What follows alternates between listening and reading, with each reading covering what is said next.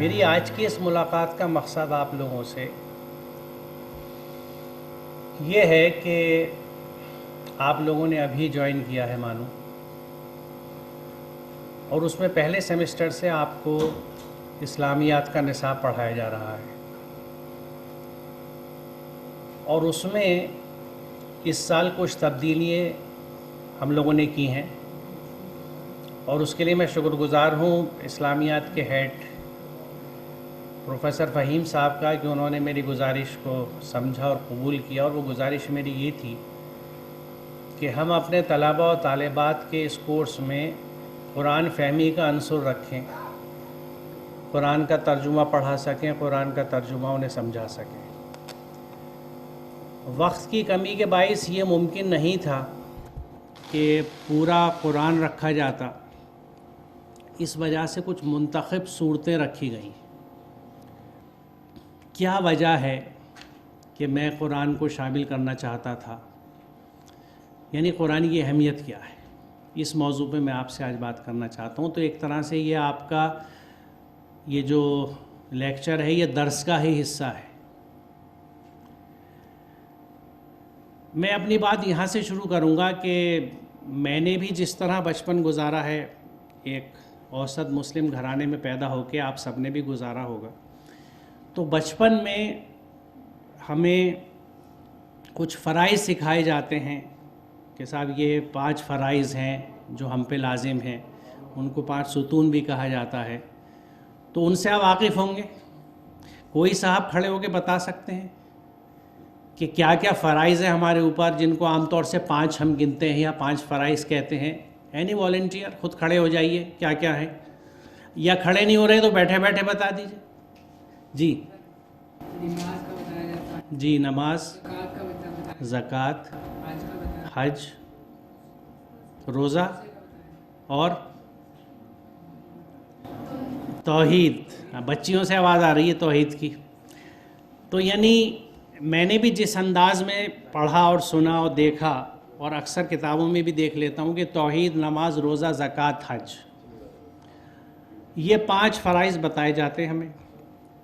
اب میرا اگلا سوال آپ سے یہ ہے کہ ان میں سے کون سی چیز سب سے زیادہ اہم ہے؟ اس کا مجھے جواب چاہیے۔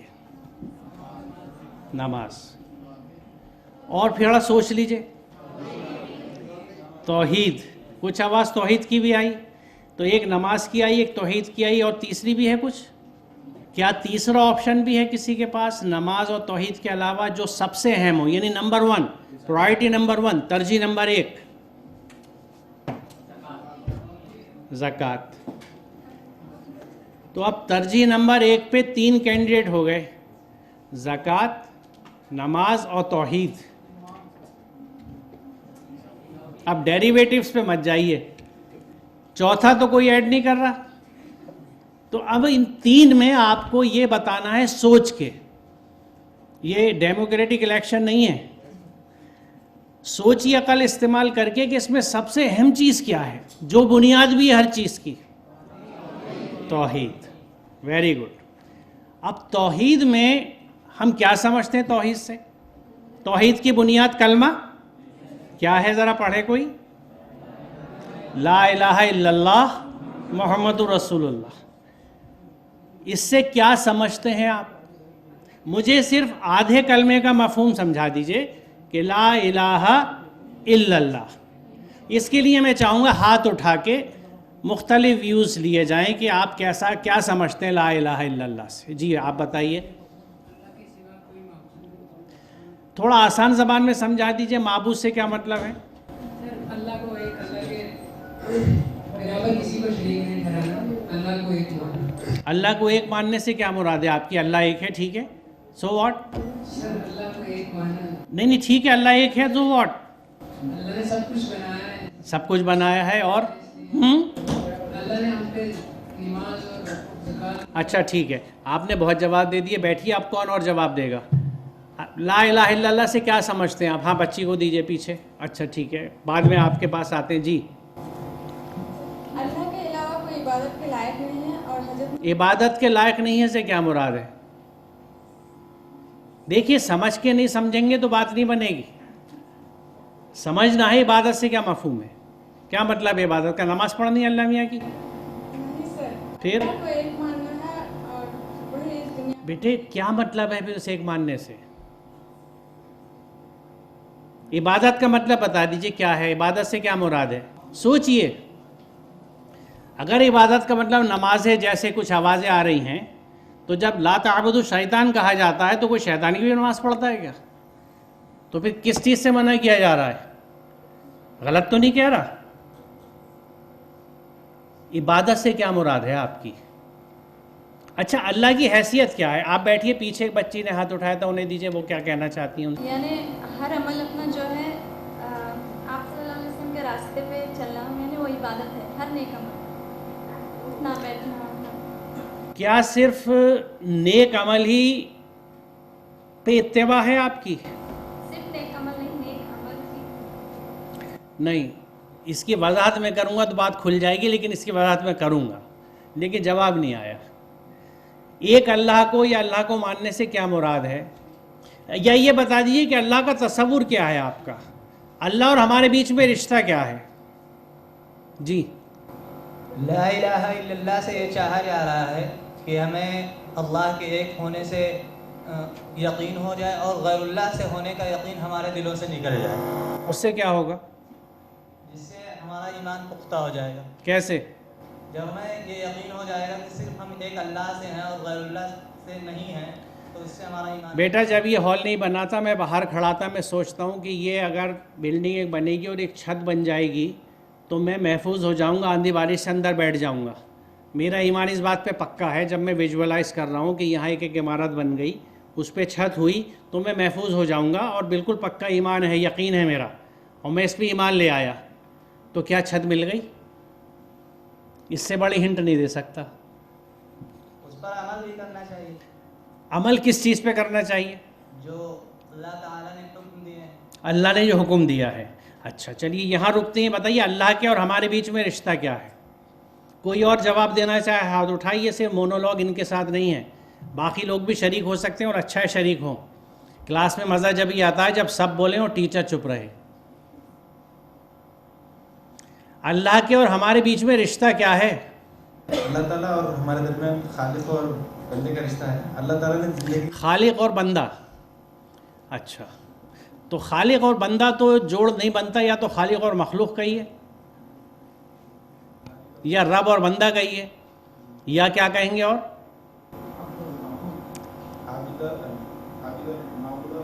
अच्छा, वो फिर इबादत पे बात आ जाएगी, उसकी वजाहत हो नहीं रही। क्या आका और ग़ुलाम की नहीं है? मालिक और ग़ुलाम की नहीं है? आका मानते हैं अल्लाह को? नहीं मानते? मानते हैं। यानी अल्लाह जो है वो आका है, हम उसके ग़ुलाम हैं, यहाँ मानते हैं आप लोग? ठीक है। तो अब देखिए, अगर अल्लाह आका है और हम ग़ुलाम हैं, एक बात जो बीच में मैंने पॉइंट रोका था कि वो हाकिम है तो हम महकूम हैं, यानी हुकूमत इसकी है, हुक्म उसका है, अमल हमें करना है। यहाँ तक बात समझ में आ गई? तो अब अगर वो आका है और हम ग़ुलाम हैं, तो हर आका ग़ुलाम को कुछ काम देता है, हर हाकिम एक हुक्म देता है, तो वो हुक्म और उस काम की तफसील कहाँ मिलती है? कुरान में। तो अब अगर कुरान को हमने समझ के नहीं पढ़ा तो गोया हमें यही नहीं पता कि हुक्म क्या है, हमें यही नहीं पता कि आका ने हमसे करने को क्या कहा है। तो क्या कलमे का हक अदा हो गया? क्या ला इलाहा इल्लल्लाह का हक अदा हो गया? और ख़ास तौर से इस पैराए में समझिए कि ये कलमा इनकार से शुरू होता है कि ला इलाह, कोई अल्लाह नहीं है। क्यों है ऐसा? यहाँ इस वक्त इसका सेटअप ऐसा नहीं है। अगर यहाँ बोर्ड भी होता, लेकिन आप क्लास को इमेजिन कीजिए कि अगर एक टीचर कुछ पढ़ा रहा था और पढ़ा के चला गया, तो जब दूसरा टीचर आता है तो पहले बोर्ड को साफ करता है, फिर अपनी बात लिखता है। जब आप स्लेट और तख्ती लिखते थे, अगर लिखते हो, मैंने अपने बचपन में लिखी है, یا نہیں بھی ہو تو اگر آپ نے ایک فائل کھول رکھی ہے تو پہلے اس کو بند کریں گے یا چھوٹا کریں گے جب دوسری کھولیں گے نا. تو پہلے سلیٹ صاف کی جاتی ہے, بورڈ صاف کیا جاتا ہے, جب دوسرا لفظ لکھا جاتا ہے, دوسرا پیغام لکھا جاتا ہے. آپ ہوٹل میں جاتے ہیں تو پہلے میز صاف کی جاتی ہے, اس کے بعد آپ کی میز لگائی جاتی ہے, یور ٹیبل از لیڈ. تو اس میں بنیادی حکم یہ ہے کہ پہلے اپنے ذہنوں کو صاف کر لیجئے کہ کوئی اور حکم نہیں ہے, کوئی اور اللہ نہیں ہے. بات سمجھ میں آ رہی ہے؟ اس کے بعد استھاپت ہوتے ہیں اللہ میاں الا اللہ, لا الہ الا اللہ. تو پہلے ہم اکثر اپنی زندگی لا الہ میں الجھے ہوئے گزر جاتے ہیں اور اللہ میاں کی استھاپنا ہی نہیں ہو پاتی. ثابت کروں گا, غلط بات نہیں کہہ رہا. جب ہمیں یہی نہیں پتا کہ میرے رب کا حکم کیا ہے, تو آپ یہ بتائیے میرے شب و روز, میری 24 گھنٹے کی زندگی کس بات پہ گزر رہی ہے؟ ہم اپنی زندگی کیسے گزارتے ہیں؟ ہم کیسے بولیں, ہم کیسے رہیں, ہم کیا کھائیں, ہم کیا پہنیں, ہم معاملے داری کیسے کریں, ہم اپنے لیے اللہ کا فضل کس طرح تلاش کریں, محنت کریں تو کتنی کریں, شادی کریں تو کیسی عورت سے کریں, کیسے مرد سے کریں, بچے ہوں تو کیسے ہوں, کتنے ہوں, کیسی تربیت ہو, کس معاش میں ان کو لگائیں. 1000 سوال ہیں زندگی بھر کے. ہم ان کا جواب کہاں سے ٹٹولتے ہیں؟ جو ہمارے دل میں آتا ہے, جو ہمارے ماں باپ سمجھاتے ہیں, جو ہم اپنے سماج میں دیکھتے ہیں. سماج میں عموماً چلن دیکھا جاتا ہے. مثال کے طور پہ آپ لوگوں نے بھی دیکھے ہوں گے کہ اگر ہم حجاب کی یا برقعے کی بات کر لیں تو کتنے انداز کے چلے. آج ڈیزائنر برقعے ہیں, کتنی شان شوکت والے, سجا والے. تو ہر چیز میں بہت کچھ آپشنس ہیں. ہمیں کیا کرنا ہے یہ بنیادی طور سے ہم کرتے ہیں جو ہمارا دل کرتا ہے, خواہش کرتا ہے. ہم کبھی یہ نہیں سوچتے کہ مجھے کیا پہننا ہے, دیکھوں ذرا قرآن میں, مجھے کیا کرنا ہے دیکھو, کیونکہ یہ ہمارا کنسیپٹ نہیں ہے. تو میرا بنیادی سوال آپ سے یہ ہے جس سے آپ اس چیز کی اہمیت کو, کیونکہ دیکھیے اگر آپ نے اہمیت سمجھ لی تو یہاں آپ کو قرآن سمجھایا جائے نہ سمجھایا جائے آپ خود سمجھیں گے. اور اہمیت نہیں سمجھی تو آپ کو کتنے سیمسٹرز میں پڑھا دیا جائے قرآن, آپ اس کو اسی طرح پڑھیں گے اور سنیں گے جس طرح اکثر بہت سی چیزیں دیکھتے سنتے رہتے ہیں اور وہ گزر جاتی ہیں, کوئی اثر نہیں چھوڑتی. تو یہ اہمیت کچھ واضح ہوتی ہے آپ کو کہ اگر قرآن ہم نہیں جانتے تو کلمے کا حق ادا نہیں ہوتا. اس پہ اگر کسی کا کوئی سوال ہے, کوئی دوسرا نظریہ ہے تو بتائیے. کیونکہ ہم اگر ایک اللہ کو, ایک آقا کو مانتے ہیں اور ہمیں یہی نہیں پتہ اس کو حکم کیا ہے, تو اتباع کس چیز کی ہے, فالوئنگ کس چیز کی ہے, کس چیز پہ عمل کر رہے ہیں ہم. تو یہ قرآن کی اہمیت نمبر 1. دوسرے کے لیے میں یہاں سے شروعات کرتا ہوں.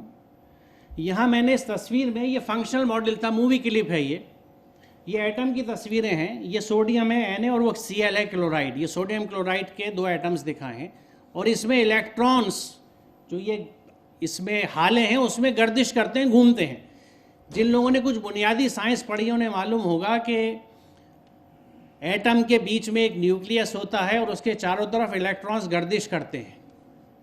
اس نیوکلیس میں نیوٹرانس اور پروٹونس ہوتے ہیں. الیکٹرانس ہیں جو گردش کرتے ہیں اپنے حالوں کے اندر, اپنے شیلز کے اندر. ہر الیکٹران کے لیے ایک شیل ہے, ایک رفتار ہے, مقرر ہے. پورے فزیکل کیمسٹری کے قوانین ہیں جن کے تحت یہ چیزیں چلتی ہیں. یعنی کچھ قانون ہیں جو اس ایٹم کو بھی باندھ کے رکھتے ہیں. اور کیا ایٹم کو ہم اپنی آنکھ سے دیکھ سکتے ہیں؟ کسی مائکروسکوپ سے, خوردبین سے دیکھ سکتے ہیں؟ اب رک گئے. الیکٹران مائکروسکوپ سے دیکھ سکتے ہیں ایٹم کو؟ نہیں دیکھ سکتے. اتنی باریک شے ہے یہ کہ براہ راست اس کو آپ کسی میکانزم سے نہیں دیکھ سکتے. کچھ دیگر ٹیکنیکس استعمال کر کے اس کے عکس بنائے جاتے ہیں جن کو آپ کتاب میں تصویر کی شکل میں دیکھتے ہیں. اتنی چھوٹی چیز ہے. تو اتنی چھوٹی چیز سے ہم اور بڑی چیز کی طرف اگر جاتے ہیں, یہ تصویر تھی, مووی کلپ تھی خلا کی, جس میں سورج ہے اور اس کے چاروں طرف سیارے گھوم رہے ہیں. یہ تصویر آپ سب کی دیکھی ہوئی ہوگی, فیملیئر ہے آپ کے لیے.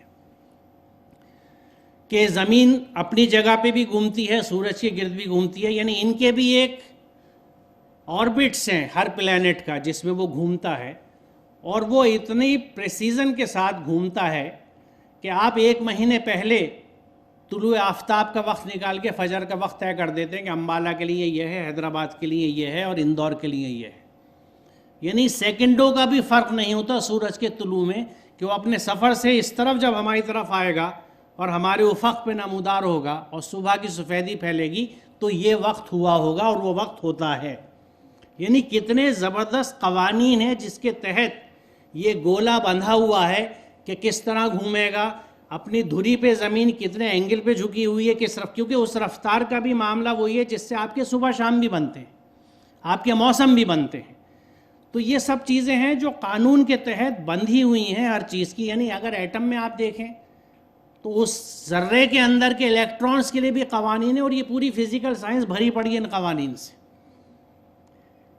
خلا میں جو اجسام ہیں، پلینٹس ہیں، اسٹارز ہیں یا اور چیزیں، ان کے بھی قانون ہیں. اور اس قانون کی سب سے بڑی اہم اور بڑی خوبصورت چیز جو ہے وہ یہ ہے کہ کبھی آپ سوچیے، اور یہ قرآن کی آیت بھی ہے، جو لوگ کچھ سمجھے ہوئے ہوں گے قرآن کو، انہوں نے شاید اس آیت کو ان کی نظر سے گزری ہو کبھی، کہ ان اجسام اور اجرام فلکی جن کو ہم کہتے ہیں سیلیشیل باڈیز، ان کے لیے قرآن کہتا ہے کہ یہ کیسے تیر رہے ہیں، معلق ہیں. کیونکہ آپ دیکھیے کہ اگر چاند کو آپ رات کو دیکھتے ہیں، ابھی 4 دن پہلے سپر مون تھا، آپ نے پڑھا ہوگا کہ بہت بڑا مون تھا، بہتوں نے شاید دیکھا بھی ہو. تو چاند جو نظر آتا ہے رات میں کسی ستون پہ بھی نہیں ٹکا ہوا، کوئی پلر نہیں ہے جس پہ اسے رکھا ہوا ہو، کوئی رسی نہیں ہے جس سے وہ لٹکا ہوا ہو. ایک پروجیکٹر لٹکانے کے لیے آپ کو ایک سپورٹ چاہیے، ورنہ نیچے آ پڑے گا. کیونکہ یہ بھی کشش کا ایک قانون ہے گریویٹی کا، اس کو بھی میں نے آگے ایک سلائیڈ میں دکھایا تھا کہ جو چیز یہ سیب ٹوٹے گا تو نیچے گرے گا ہمیشہ. ہر چیز اپنے قانون سے بندھی ہوئی ہے. یہ سیارے ستارے بنا کسی سپورٹ کے، پتہ نہیں آپ نے کبھی یہ سوال سوچا ہی نہیں سوچا، آپ نے کبھی سوچا کہ چاند کیسے معلق ہے یا سورج کیسے معلق ہے اور چل بھی رہا ہے اور گر بھی نہیں رہا؟ کیونکہ دیکھیے آپ نے دیکھا ہوگا اکثر کچھ نٹ جو ہیں وہ 2 کھمبوں پہ یا بانسوں پہ رسی باندھ کے اس پہ خود چلتے ہیں یا بچے کو چلاتے ہیں. تو وہ رسی اتنی پتلی ہوتی ہے یا تار کہ اس پہ بھی بیلنس بنانے کے لیے پیروں سے بڑی محنت کرنی پڑتی ہے اس نٹ کو جو چل رہا ہے.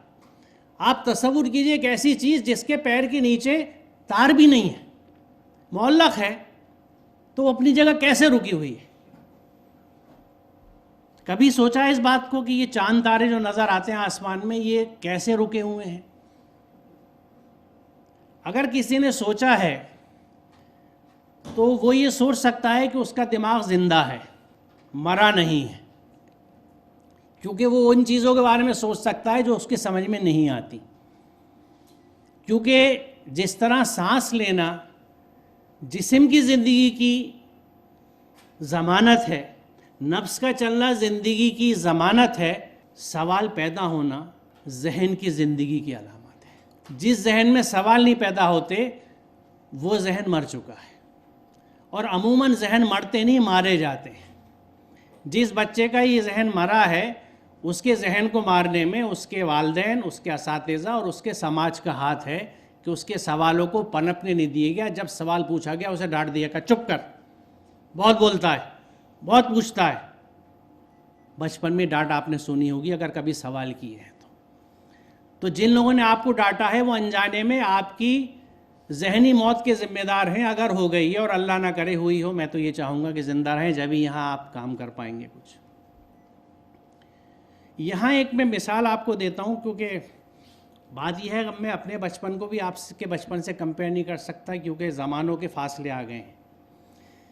میرے بچپن میں ٹیلی ویژن اور یہ سب چیزیں نہیں تھیں، لیکن آپ میں سے ہی بہت سے لوگ ایسے گھرانوں سے، علاقے سے آئے ہوں گے جہاں ٹیلی ویژن کے چلن اتنے نہیں ہوں گے.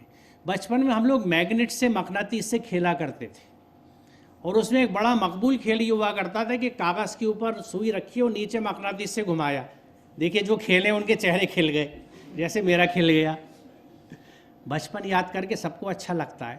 اب یہ سوچئے کہ یہ مقناطیس نیچے ہے، بیچ میں کاغذ ہے، مقناطیس کا کوئی ہاتھ نظر نہیں آ رہا، یہ سوئی کو کیسے گھما رہا ہے؟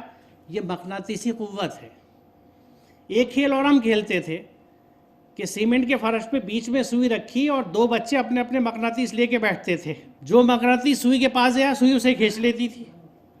اس میں اگر آپ بہت کنٹرول سے ہاتھ چلائیں، اور یہ آج بھی تجربہ آپ کر سکتے ہیں، تو ایک اسٹیج ایسی آئے گی کہ سوئی بیچ میں ہلتی رہے گی، نہ ادھر جا پائے گی نہ ادھر جا پائے گی. یہ وہ تذبذب کی کیفیت ہے کہ کعبہ میرے پیچھے ہے، کلیسا میرے آگے، کہ میں ادھر جاؤں کہ ادھر جاؤں، بیچ میں پھنس گئے. سامنے الماری میں لڈو رکھے ہوئے ہیں، کوئی دیکھنے والا نہیں، جی چاہ رہا ہے نکال لوں. دوسرا خیال آ رہا ہے کہ نہیں گناہ ہے، چوری اجازت کے بنا لینا ٹھیک نہیں ہے. اب آپ تذبذب میں ہے کہ آگے لڈو ہیں اور پیچھے دماغ میں یہ خیال ہے کہ اللہ کا حکم نہیں ہے. تو یہ سوئی بھی ایسے تذبذب کی کیفیت میں آ گئی کہ کدھر جائے. اب آپ ذرا آگے سوچئے کہ جیسے آپ نے دو مقناطیس رکھے تھے، ہم دو مقناطیس نیچے اوپر بھی اس سوئی کے رکھ دیں تو توازن کی کیفیت یہ آئے گی ان چاروں مقناطیس کے بیچ میں کہ سوئی معلق رہ جائے گی، نہ نیچے جائے گی، نہ اوپر، نہ دائیں نہ بائیں. یہ آپ کر نہیں سکتے لیکن سوچ سکتے ہیں اگر دماغ زندہ ہے. کتنے بچے نہیں سوچ پا رہا ہے؟ ہاتھ اٹھائیے تاکہ میں دوسری ایکسرسائز کراؤں. دماغ میں سوچئے. دیکھیے سوچئے کا مطلب ہے سوئی آپ کے سامنے ہونی چاہیے اور وہ مقناطیس جس سے آپ بچپن میں کھیلے تھے اس کی شکل کا مقناطیس اس سوئی کے چاروں طرف ہونا چاہیے، ایک اوپر ایک نیچے ایک دائیں ایک بائیں. سب سوچ پا رہے ہیں؟ Very good. یہ جو سوئی معلق ہوئی ہے یہ ان مقناطیسی فورسز کے قوتوں کے باہم کھینچ تان کے بیچ میں معلق ہو گئی ہے. کبھی کبھی جب ڈپارٹمنٹ میں ٹیچرز میں جھگڑے ہوتے ہیں تو بچے کا بھی زندگی ایسی بیچ میں معلق ہو جاتی ہے. شاید تجربہ ہوا ہو مدرسے میں یا کالج میں یونیورسٹی میں. تو اللہ تعالیٰ اس طرح کے تعلقات سے آپ کو بچائے کہ آپ معلق ہو جائیں. تو یہ اپنی زندگی کے تجربے ہیں میں جو آپ سے شیئر کر رہا ہوں، کیونکہ ان سب مرحلوں سے گزرا ہوں. اللہ کا شکر ہے اس نے نکالا، تجربہ دیا مجھے، عقل دی، سمجھ دی، سوچ بوجھ دی. تو یہی چیز جو ہے اس کو میگنیٹک لیویٹیشن کہتے ہیں کہ مقناطیسی قوت سے چیز معلق ہو جائے. اسی سے جاپان میں وہ میگ لیو ٹرین بنی ہے جو پٹری سے 6 انچ اوپر تیرتی ہے. وہ میگنیٹک لیویٹیشن کو ایبریویٹ کر کے میگ لیو بنایا ہے. تو آج 21ویں صدی کے سائنس سے ہم صرف ایک ریل گاڑی کو اس کی پٹری سے 6 انچ اوپر اٹھا پائیں، کیونکہ علم اتنا ہی محدود ہے. جو علیم ہستی ہے وہ ٹرین سے کھربوں گنا بڑے سیاروں کو اسی بیلنس سے لٹکا کے رکھتی ہے پوری کائنات میں. اب آپ امیجن کیجئے آسمان کو، رات میں تاروں بھرا آسمان، ہر تارہ جو آپ کو تارہ دکھ رہا ہے وہ اپنی جگہ ایک سورج ہے اور اس کے بھی اپنے سیارے ہیں. اور یہ فضائے بسیط میں سب معلق ہیں ان قوتوں کی مدد سے. اب آپ یہ بھی سوچئے کہ ایک سوئی کو لٹکانے میں آپ کو کتنی محنت لگ رہی ہے اور اتنے بڑے بڑے اجسام اور کروڑوں. اور جب یہ چیز سوچ سکے اور سوچ لیں تو پھر وہ آیت یاد کیجئے وَالسَّمَاءَ رَفَعَهَا وَوَضَعَ الْمِيزَانَ. یہ ہے خوبصورتی کلام پاک کی، طبیعت اش کر جاتی ہے. کیونکہ جس نے یہ نہیں سمجھا وہ اس آیت کو محدود سمجھے گا، کیونکہ ابھی بھی اس آیت کو علم کی مدد سے سمجھ رہے ہیں کہ اس نے آسمان کو بلند کیا وَوَضَعَ الْمِيزَانَ اور ایک توازن قائم کر دیا. یہ وہ توازن ہے جس سے سیارے، اور جس دن یہ کولیپس ہوگا وہ قیامت کا دن ہوگا شاید. تو اب بات یہ مثال میں نے اس لیے دی کہ کتنے زبردست قانون ہوں گے جو اتنے بڑے بڑے اجسام کو روکے ہوئے ہیں، کتنی زبردست کیلکولیشنز ہوں گی اللہ تعالیٰ کی، اور وہ ظاہر علیم ہے. تو مقصد اس بات کو میرا آپ سے کہنے کا یہ تھا، شیئر کرنے کا، کہ اس کائنات کی ہر چیز کچھ قوانین کے تحت چلتی ہے. اس بات کے بعد اب آپ اس آیت کو غور کریں، سورہ نحل کی آیت نمبر 52. اسی کا ہے وہ سب کچھ جو آسمانوں میں ہے اور جو کچھ زمین میں ہے، اور اسی کا دین چل رہا ہے. اب دین دیکھیے عربی کا لفظ ہے، اور جو لوگ اس چیز سے واقف ہوں گے کہ یہ 6 حرفی مادے کی بنیاد پہ حروف کے معنی طے ہوتے ہیں. دین کے مادے میں 3 مفاہیم آتے ہیں: قانون، اطاعت اور یوم الدین یعنی قیامت، جس کا سورہ فاتحہ میں ذکر ہے، مالک یوم الدین. تو دین قیامت کے مفہوم میں بھی آتا ہے، اور ان تینوں مفاہیم میں لفظ دین قرآن میں استعمال ہوا ہے. تو دین کا مطلب قانون بھی ہے، دین کا مطلب اطاعت بھی ہے. تو جب اللہ تعالیٰ یہ کہہ رہا ہے کہ ساری کائنات میں اس کا دین چل رہا ہے، یعنی اس کا قانون چل رہا ہے، پھر کیا اللہ کو چھوڑ کر تم کسی اور سے تقویٰ کرو گے؟ اب یہاں تقوی کا مفہوم سمجھتی ہمیں یہ آیت سمجھ میں آ جائے گی. تقویٰ سمپلی اسپیکنگ ہم یہ کہہ سکتے ہیں کہ جس چیز کو کرنے کا حکم دیا ہے اسے کرنا، اور جس سے منع کیا گیا وہ نہ کرنا. گویا اللہ کے حکم کی 100% اتباع، 100% submission to divine laws, orders and commands. 100% اتباع جو ہے وہ تقویٰ ہے. تو اللہ تعالیٰ یہ کہہ رہا ہے کہ اس کائنات کی ہر چیز میرے باندھے ہوئے قوانین کے تحت چل رہی ہے، تو تم کیا کسی اور قانون کے تحت زندگی گزارو گے؟ یہ سوال ہم سے کیا جا رہا ہے. اور اگر کسی اور قانون کے تحت زندگی نہیں گزارو گے تو وہ اللہ کا قانون کہاں پر ہے، کون سے جزدان میں بندھا ہوا، مکان میں سب سے اوپر رکھا ہوا ہے، بہت احتیاط کے ساتھ، بڑی عزت کے ساتھ، کہ کہیں نیچے نہ آ جائے جو اس سے اوپر کوئی کتاب چلی جائے. جبکہ مزے کی بات یہ ہے کہ ہر نظریہ اور ہر فکر اس کے فکر اور نظریے سے اوپر جا چکی، اور ہمیں اس کی بے حرمتی کا احساس ہی نہیں ہو. ہم صرف فزیکل بلندی کی اس طرف دھیان دیتے رہے کہ اونچی جگہ پہ رکھ دو، اس کے اوپر کوئی کتاب. میرے بچپن میں پٹائی ہوئی میرے اوپر، میں قرآن کریم کو کتاب کی طرح پڑھتا ہوں، اتفاق سے اس کے اوپر ایک اور کتاب رکھ دی تو تھپڑا پڑا کہ قرآن شریف پہ کتاب رکھ رہے ہو. ٹھیک ہے، پھر رک گیا.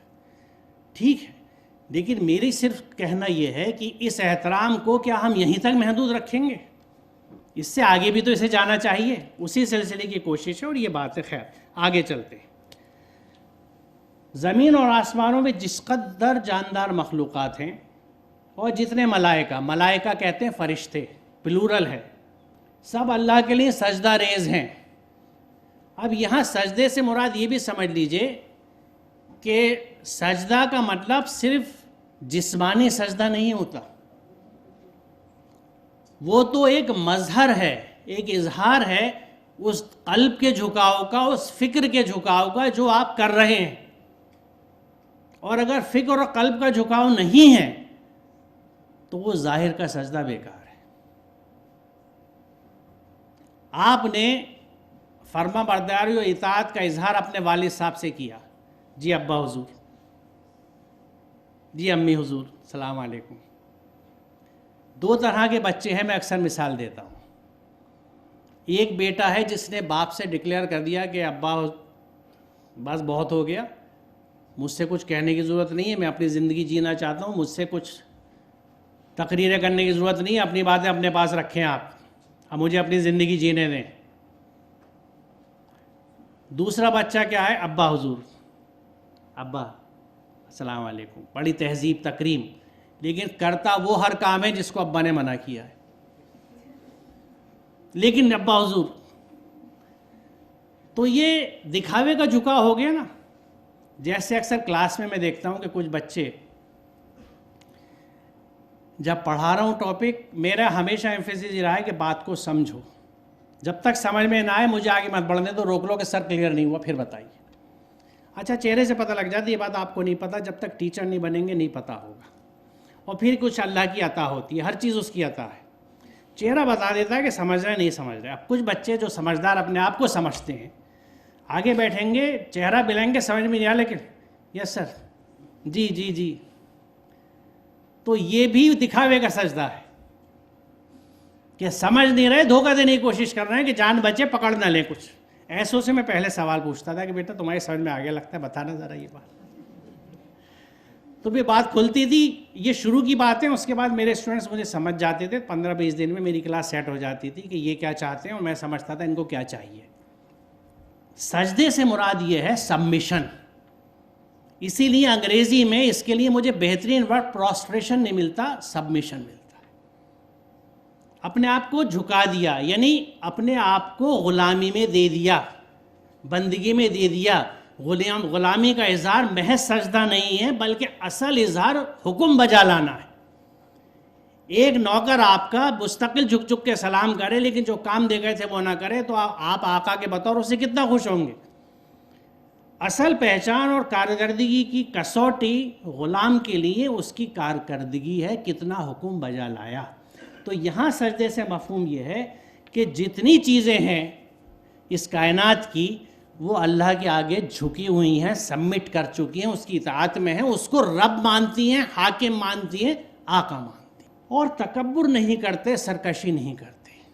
حکم سے انکار کرنا، حکم پہ عمل نہ کرنا تکبر ہے، سرکشی ہے۔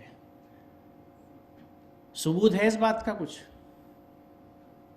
اس کا ثبوت سورہ بقرہ کی وہ شروع کی آیات ہیں جہاں شیطان نے آدم کو سجدہ کرنے سے منع کیا تھا۔ وَاسْتَكْبَرُوا کا لفظ آیا ہے کہ تو اپنے آپ کو بڑا سمجھتا ہے، تو نے گھمنڈ کیا۔ یہ اللہ تعالیٰ شیطان کے سجدہ نہ کرنے پہ کہتے ہیں۔ یہ آیت ہمیشہ ذہن میں رکھنا چاہیے کہ جب آپ اللہ کی حکم عدولی کر رہے ہیں تو کہیں نہ کہیں کبر کا شکار ہیں، تکبر کر رہے ہیں، گھمنڈ میں ہیں، اس کا حکم نہیں مانتے، اپنے رب سے جو ان کے اوپر ہے ڈرتے ہیں۔ اور اس سے اگلا پورشن سب سے اہم ہے، اور جو کچھ حکم دیا جاتا ہے اسی کے مطابق کام کرتے ہیں، یعنی حکم کا اتباع۔ تو یہ مثال اللہ تعالیٰ کیوں دے رہا ہے؟ پہلے اس نے سمجھایا کہ اس کائنات میں جتنی چیزیں اس کے قانون کے تحت چلتی ہیں، اس کا دین چل رہا ہے، تم اپنے لیے کوئی اور قانون بناؤ گے، کوئی اور دین بناؤ گے جس کے اتباع کر کے اس کا تقوی اختیار کرو گے۔ یہاں یہ کہا کہ ہر چیز اس کے حکم کو مانتی ہے۔ تو ہمیں کس چیز کا موٹیویشن ہے یہ؟ کہ اس کے حکم کو مانیں، اس کے حکم کو سمجھیں، اس کے حکم پہ عمل کریں۔ اور وجہ یہ ہے، یہ چھٹی لسٹ میں آپ اپنی لسٹ میں چھٹا نام ایڈ کر لیجئے، سورہ قصص کی آیت نمبر 85 کہ ان الذی فرض علیک القرآن لا ردک بلا معاد، کہ وہ ہستی جس نے تجھ پہ قرآن فرض کیا ہے تجھے ایک انجام کو پہنچانے والی ہے۔ میں نے جب تک ترجمے میں اس آیت کو نہیں پڑھا تھا، مجھے کسی نے نہیں بتایا تھا کہ قرآن مجھ پہ فرض ہے۔ یہ بہت بڑی ٹریجڈی ہے ہماری قوم میں اجتماعی ٹریجڈیاں دو ہیں۔ ایک یہ جو جسارت بھی ہے کہ ہم نے قرآن کو اپنی کتاب کہا، جبکہ قرآن کبھی خود یہ نہیں کہتا کہ مسلمانوں کی کتاب ہے۔ اس سے کیا ہوا کہ ایک باعث پیدا ہو گیا، جب مسلمان نے یہ مہر لگا دی کہ قرآن میری کتاب ہے تو غیر مسلم ہی سوچے گا میں ان کی کتاب کیوں پڑھوں، اسی طرح جس طرح آپ سوچتے ہیں کہ میں بائبل کیوں پڑھوں، میں گرو گرنتھ صاحب کیوں پڑھوں، میں رامائن کیوں پڑھوں، میں وید کیوں پڑھوں، میرے لیے تو قرآن ہے۔ اس باعث نے بہت بڑا نقصان ہمیں دیا ہے، اور یہ اجتماعی جواب دہی ہمیں کرنی ہوگی اللہ کے حضور کہ جو کتاب پوری انسانیت کے لیے بھیجی، ہم تو امین تھے اس کتاب کے، اسی لیے ایک بہترین امانت دار کو ہمارا رہنما بنا کے بھیجا گیا جس کو ہم امین کا لقب سے جانتے ہیں۔ اس رسول امین کی امت جس کو یہ مانا جاتا تھا کہ یہ اس نبی کی امت ہے تو ایماندار ہوگی، امین ہوگی، اور اس امانت کے ساتھ حق کرے گی جو اس کو دی گئی ہے۔ ہم نے حق کیا کیا کہ یہ ٹھپا لگا دیا کہ ہماری کتاب ہے، تو دوسرے لوگ اس کی طرح پڑھنے سے رک گئے کہ مسلمانوں کی کتاب ہے میں کیوں پڑھوں۔ ہم یہ کہتے ہیں انسانیت کا درس ہمارے پاس ہے، ہم بھی پڑھ رہے ہیں تم بھی پڑھ لو، اچھا لگے اپنا لینا، زور نہیں ہے کسی کے اوپر۔ اس اپروچ کی کمی رہی۔ دوسرا پوائنٹ ذہن سے نکل گیا، میرے ساتھ یہ پریشانی ہے، پھر آ جاؤں گا، یاد آ گیا بتا دوں گا، کیونکہ دو چیزیں میں آپ سے عرض کر رہا تھا کہ اجتماعی ہم سے جو غلطیاں ہوئی ہیں۔ بہرحال ہاں وہ یہ کہ اس کو فرائض کی فہرست میں ہم نے نہیں رکھا۔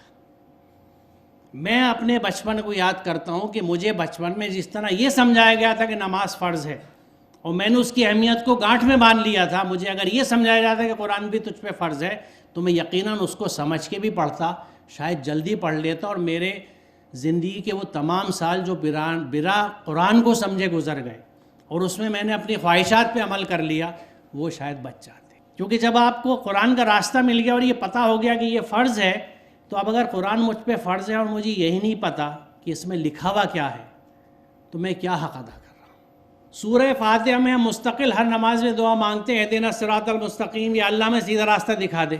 سیدھا راستہ जुज़दान में लिपटा हुआ रखा हुआ, खुद अल्लाह ताला कह रहा है कि हाजा सिराती मुस्तकीम, ये है मेरा सीधा रास्ता, और वजाहत भी कर दी कि बस इस पर चलो और दूसरे रास्तों पे ना चलो, वो तुम्हें इस रास्ते से जुदा कर देंगे। मतलब कि ऐसा नहीं है कि ये एक बाईपास है जो फिर इस मेन रूट पे आपको ले आएगा कि अभी मैं इधर चलता हूँ। यानी किस तरह बाईपास कि हाँ ठीक है, अल्लाह मियाँ ने दिखावे असराफ को मना किया है, लेकिन इस वक्त तो बेटी की शादी का मामला है, ये साइड से निकलता हूँ मैं, शादी धूमधाम से करके दिखावे से करके भी वापस आ जाऊँगा।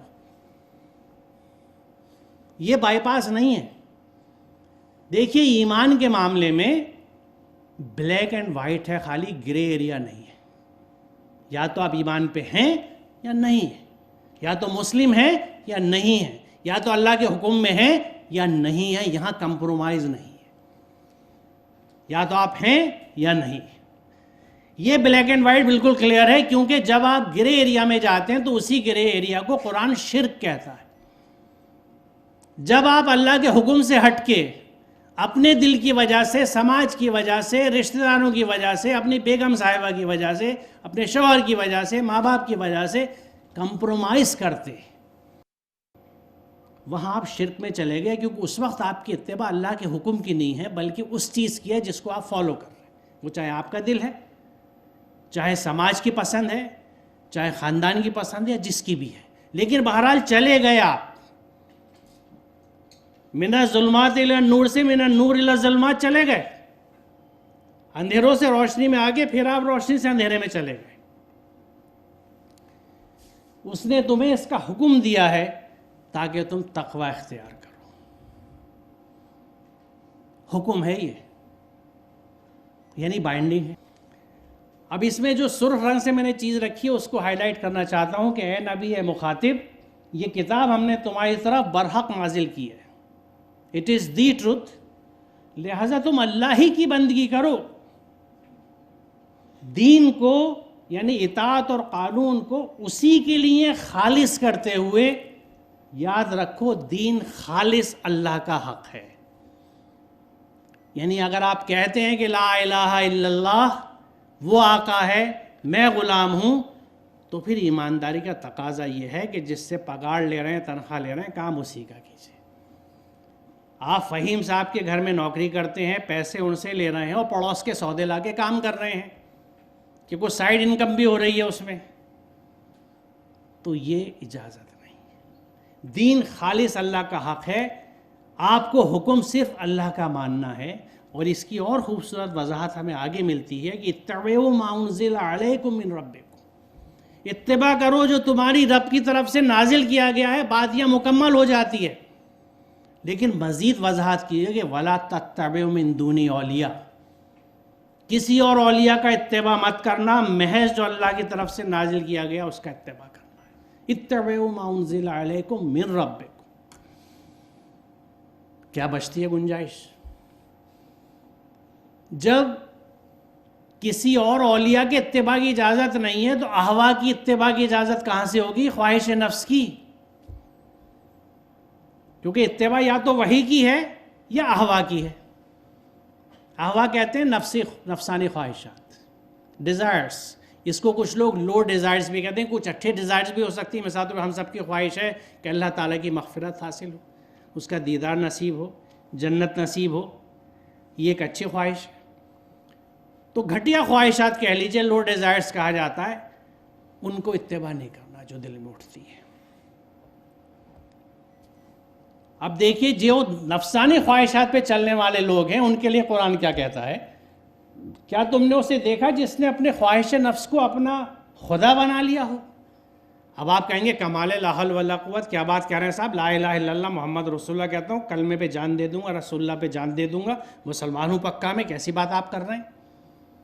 ये सब कलमे आपने सुने होंगे जज्बाती और जोश के, लेकिन हकीकत यह है कि मियाँ अमल तो बताओ ज़रा। ईमान का रिफ्लेक्शन अमल है,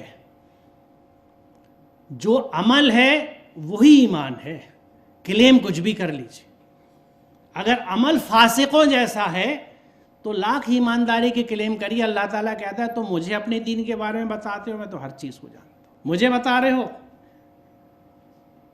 तो हम जो हैं दर हकीकत वही हमारा अंदर है, اور اس آئینے میں اگر ہم اپنے اعمال کو دیکھتے ہیں تو رونگٹے کھڑے ہوتے ہیں کہ ہمارے اعمال ہیں کس نوعیت کے. کیا تم ایسے شخص کو راہ راست پر لانے کا ذمہ لے سکتے ہو؟ یعنی یہ بات نبی کریم سے کہا جا رہی ہے کہ تم ایسے آدمی کو راہ راست پہ لا سکتے ہو. اس آیت سے کیا پتہ لگتا ہے کہ جو لوگ نفسانی خواہشات پہ چلتے ہیں راہ راست پہ کبھی نہیں آ سکتے. کیا تم سمجھتے ہو کہ ان میں سے اکثر لوگ سنتے اور سمجھتے ہیں؟ یہ تو جانوروں کی طرح ہیں بلکہ ان سے بھی گئے گزرے. یعنی ان کی زندگی کی سطح اور ذہنی سطح جانور سے بھی گئے گزری ہے. کیوں؟ کیونکہ انہوں نے عقل استعمال نہیں کری. قرآن کریم یہ کہتا ہے کہ اللہ کے نزدیک سب سے ناپسندیدہ وہ کریچرز ہیں، یا انسان کا یا دابہ کا لفظ آیا ہے، جو عقل استعمال نہیں کرتے. اور بدقسمتی سے ہماری اکثریت یہ کہتی ہے کہ دین کے معاملوں میں سوال نہیں کرنا، عقل استعمال نہیں کرنی. یہ وہ چیزیں ہیں جو قرآن پڑھ کے سمجھ میں آتی ہیں، میری سمجھ میں قرآن پڑھ کے آئی کہ اللہ کے نزدیک سب سے بدترین وہ جاندار ہیں جو عقل استعمال نہیں کرتے. تو اگر ہم اپنی نفسانی خواہشات پہ چلتے ہیں، اب نفسانی خواہشات پہ یعنی من مانی زندگی گزارنا، وہ جو سلوگن ہے اٹس مائی لائف، نوجوانوں میں بڑا مقبول ہوا تھا ایک زمانے میں، اٹس مائی لائف. میں اس زمانے میں پڑھاتا تھا تو میں اسٹوڈنٹ سے بہت سمجھاتا تھا. میں کہتا تھا نو اٹس ناٹ یور لائف. کیا ٹیسٹ ٹیوب بیبی ہو، پہلی بات تو یہ کہ اپنے آپ پیدا نہیں ہوئے، ماں باپ نے پیدا کیا ہے. ایک خالق نے تمہیں پیدا کیا ہے، ایک کریٹر نے، اس کو ایشور کہو، پرماتما کہو، واحد گرو کہو، جیسس کہو، اللہ کہو، کچھ بھی کہو، لیکن دیر از سمبڈی، کوئی ہے جس کو آپ مانتے ہیں، اس نے آپ کو پیدا کیا. پھر کیا آپ ایسے ہی بڑے ہو گئے ہوا میں سانس لے کے؟ ماں نے دودھ پلایا، تکلیفیں جھیلی، باپ نے محنت کری، سپورٹ کیا آپ کو، آپ کی فیملی نے، پورے اسٹرکچر نے، پورے سماج نے، اور اس سماج کے ٹیکس کے پیسے سے آپ پڑھے. ہم میں سے کتنے لوگ ہیں جو شروع سے سیلف فائنینسنگ میں پڑھیں کہ جو پڑھ رہے ہیں اس کی قیمت دے رہے ہیں؟ میں تو نہیں پڑھا، سرکاری اسکولوں میں پڑھا. ہماری میجورٹی سرکاری اسکول میں پڑھتی ہے. وہ پیسہ کہاں سے آتا ہے؟ ٹیکس دیتا ہے آدمی. یعنی سماج کا ٹیکس کا پیسہ آپ پہ خرچ ہو رہا ہے. سماج متوقع ہے کہ آپ کچھ بن کے پھر سماج کی خدمت کریں گے. ہم جب کچھ بنتے ہیں تو میں اور میری فیملی اس سے آگے ہم سوچتے نہیں، بلکہ یہ جھگڑا ہوتا ہے کہ بیوی سوچتی کہ ساری کمائی میرے پاس آئے، اس کی اماں کے پاس بھی نہ جائے، نندن کے پاس بھی نہ جائے، جیٹھ کے پاس بھی نہ جائے، دیورانی کے پاس بھی نہ جائے، میرا مال، ہاں میرا مال. یہ سوچ ہوتی ہے. خیر، وجہ صرف یہ ہے قرآن سے دوری. یہ فکر قرآن والوں کی نہیں ہوتی، یہ مسلمانوں کی فکر نہیں ہے، بنام مسلمان لوگوں کی فکر ہوتی ہے، جو نام مسلمانوں جیسے رکھتے ہیں، آکار بنا لیتے ہیں، شکل بنا لیتے ہیں، کردار سے مسلمان نہیں ہوتے. اور چونکہ کردار ہی ریفلیکشن ہے ایمان کا، تو وہ خالی ڈبے ہوتے ہیں جن کے اوپر لیبل لگے ہوئے ہوتے ہیں. اگر کردار ہوگا ایمان والا تو ایمان اندر ہوگا، ورنہ خالی ڈبہ ہے، خالی بوتل ہے. اس لیے آواز زیادہ کرتی ہے، ہم لوگ بھی بہت آواز کرتے ہیں نا، بہت شکایتیں، جھگڑے، نعرے ہیں، عمل کم نسبتاً. خیر، اب میں تھوڑا سا یہاں سے دوسرا رخ لے رہا ہوں. یہاں سے میں اس رخ کی طرف جا رہا ہوں کہ قرآن کو اب تک ہم اگر سم اپ کر لیں کہ ہم نے کیا سمجھا. پہلی بات یہ ہے کہ ہم قرآن کی اہمیت سمجھیں. ہم یہ سمجھے کہ قرآن ہم پہ فرض ہے، لہٰذا اس کے ہر حکم کو ہمیں سمجھنا چاہیے کیونکہ وہ بندگی کا حصہ ہے. کیونکہ دیکھیے قرآن کریم میں اس بات کو بڑی وضاحت سے کہا گیا ہے کہ کیا تم کتاب کے ایک حصے پہ عمل کرتے ہو اور دوسرے پہ نہیں کرتے؟ اگر تم ایسا کرو تو تمہاری سزا اس کے سوا کیا ہے کہ تو تم دنیا کی زندگی میں ذلیل و خوار ہو کے رہو اور آخرت میں شدید ترین عذاب کی طرف لوٹا دیے جاؤ. یہ کلام پاک کی آیت کا میں آپ کو ترجمہ بتا رہا ہوں. اس وقت اس لیکچر کے دائرے میں نہ اتنا وقت ہے، نہ میں اتنی چیزوں کا احاطہ کر سکتا ہوں، اس لیے میں فوکس رکھ رہا ہوں. قرآن سے جب ہم دور ہٹے اور قرآن ہمارے یہاں جزدان میں لپیٹ کے اوپر رکھ دیا گیا اور ناظرہ کے نام پہ ہم حروف شناسی کرنے لگے اور یہ کہنے لگے قرآن پڑھ لیا، تو ہم جو چلن چل رہے تھے دگے بندھے، ان کے تحت اس مسلمان ہو گئے کہ بھئی 5 وقت کی نماز پڑھتے رہو، مہینے کا رمضان کا 30 روزے رکھ لو، استطاعت ہو تو حج عمرہ کراؤ. اور اس میں کچھ اور آگے بات اب یہاں تک چل گئی ہے. اپنے شہر کی بات میں دہلی کی کر سکتا ہوں کہ وہاں یہ ایک عام بات ہے کہ عمرہ کر کے جب آپ واپس آتے ہیں تو ایسے صاف ہو کے آتے ہیں جیسے ماں کے پیٹ سے آگے سارے گناہ دھل جاتے ہیں.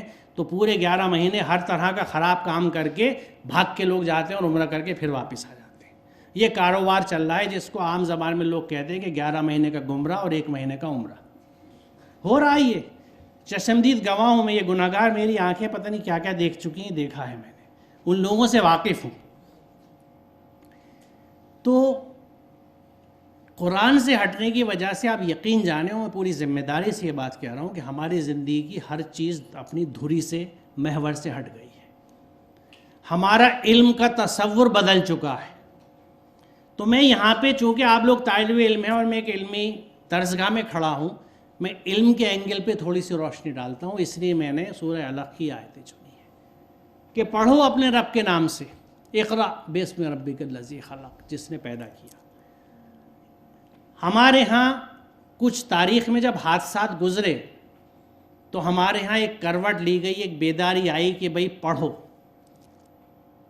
اور اس آیت کا چلن بہت ہونے لگا, ہر کوئی اقرا کی بات کرنے لگا. اور یہ بھی ایک حقیقت ہے کہ یہ پہلی وحی ہے جو نازل ہوئی, تو اس کی شروعات پڑھنے سے کی گئی.